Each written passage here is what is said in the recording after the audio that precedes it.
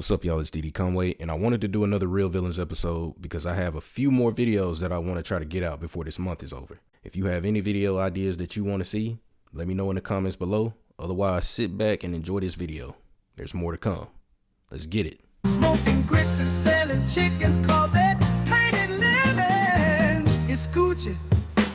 Living's on the chain with the V-cuts. Living's on the Growing up a Koji kid, Sister Act 2 hit different for me. We grew up on choirs, testimonies, and that one authoritative figure or figures who thought every R&B song was of the devil. It's the devil's music. It's alright. Whole time they be doing of the devil shit in the privacy of their own home. Rewatching this, realizing, yes, some of the old priests were indeed the villains that didn't want the kids to succeed. But the real villain and the biggest villain is the woman who saw that her daughter had a generational voice, generational talent, and still wanted her to pack that shit up and not do it. We talking about Rita's mama. Singing does not put food on the table. Singing does not pay the bills.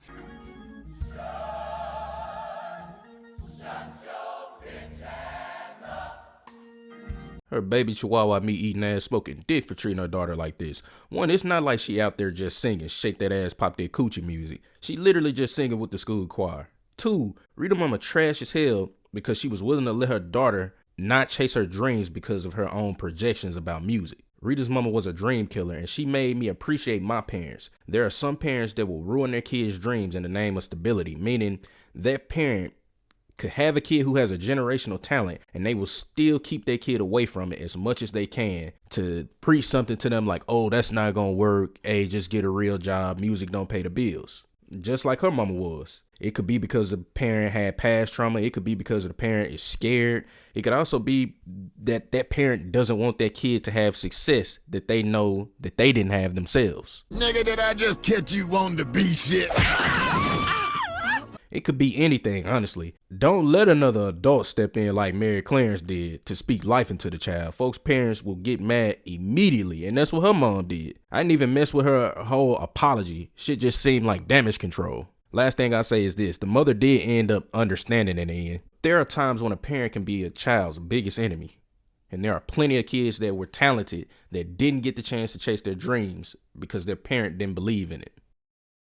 Deliver Us from Eva is one of those early 2000s black rom-coms we'll never get again. This was back when movies had flavor, attitude, and a soundtrack that sounded like somebody mama was cleaning up on a Saturday morning. On and get up so you can pour some of that Ajax and that Fabuloso in y'all tub. When I first saw this movie, I swore Eva was the villain. I thought that she was just being a bitch for no reason, to be honest. Know that female spiders eat the male when she's done with them? Oh yeah, they date, they laugh, and then she turns his ass into a crab cake. Now, while the prospect of biting your head off makes me happy, I am sure that ultimately you are not a happy meal. So, I'm moving on to better cuisine. No curveball, no change up, nothing but fucking gas. But nah, Eva was on her sister's ass because everybody around them was either goofy, grimy, or useless, and she was the one that had to play mom and dad because their parents died in a car crash. Back then, I didn't understand that, but now I understand it, and I don't blame her for walking around with that I wish somebody would type of energy. She earned that because she had to be the parent that her sisters didn't have.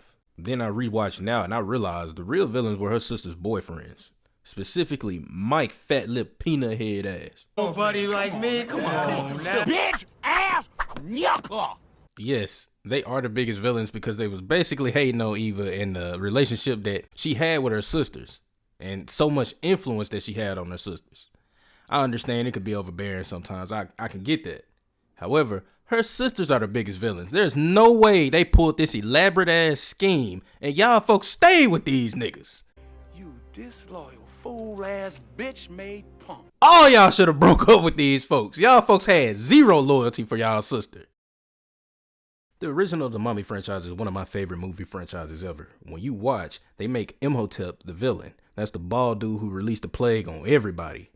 They made him out to be the villain when in all actuality, he was only guilty of like cheating in his past life. Next time you gonna take some time off, give a nigga some notes. Yes, bro was a menace, but he wasn't the biggest villain. Evelyn, Lil Lips ass, she the one that's the biggest villain. She got a book that told her the plague would be released, and basically motherfuckers is coming back to cause hell on earth.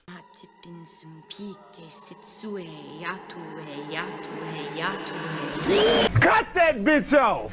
Scratch that. All the colonizers the real villains, bro. What would make y'all folks want to mess with the world like that? Like, you get a book like that, find out what it means, and you decide to read it out loud. Now everybody fucked. Y'all freely walking around a cursed tomb like this, like it's a garage sale. Then y'all shocked when some evil wake up. Y'all the ones that woke it up. The mummy just minding his business being dead and shit, and y'all folk go resurrect them. Thinking shit about to be a museum exhibit.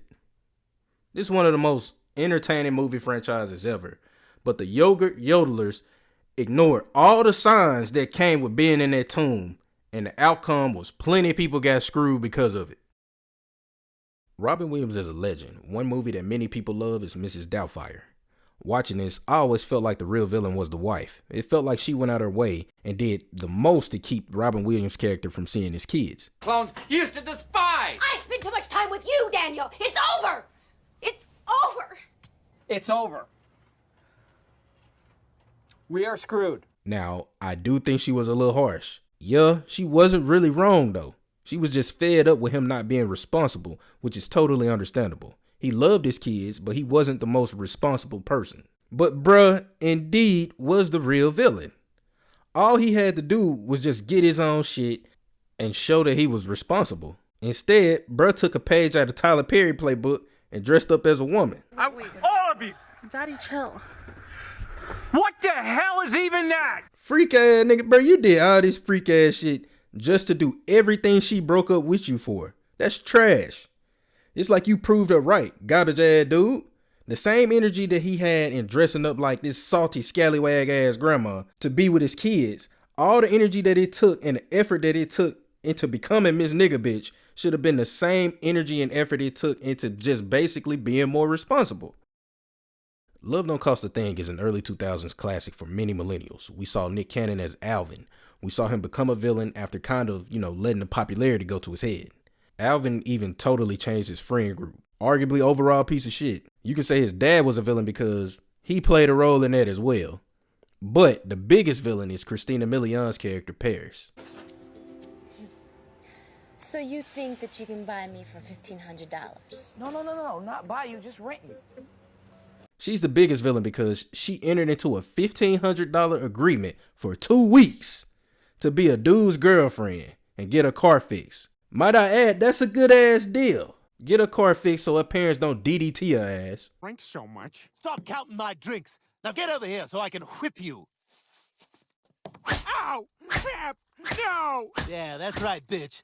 Now it's your turn. All she had to do was basically give Alvin black and mild built ass some clout. Why she's the real villain to me is because she caught feelings in this whole situationship is fake as hell. He got exactly what he wanted, and she did too. You knew this wasn't real. Why are you getting emotional about it? Especially with a dude who didn't even hit, which in turn caused her to expose him. So you won't tell Drew the truth because you're afraid that they'll find out that you paid me to be your friend? Well, guess what? They just found out. Get your shit flavored torpedo eating ass back. This not even your man. Your man was in the league in this movie. And you doing this all over a dude that ain't yours? Y'all in a PR driven relationship and exposing him is crazy. She enjoyed the attention. She got the social clout from it. But truthfully, she wanted to be known as the person who fixed him. You in love with the version of Alvin that made her look good. He started having fun. She wanted to be guidance counselor and shit. Smoking grits and selling chickens, call that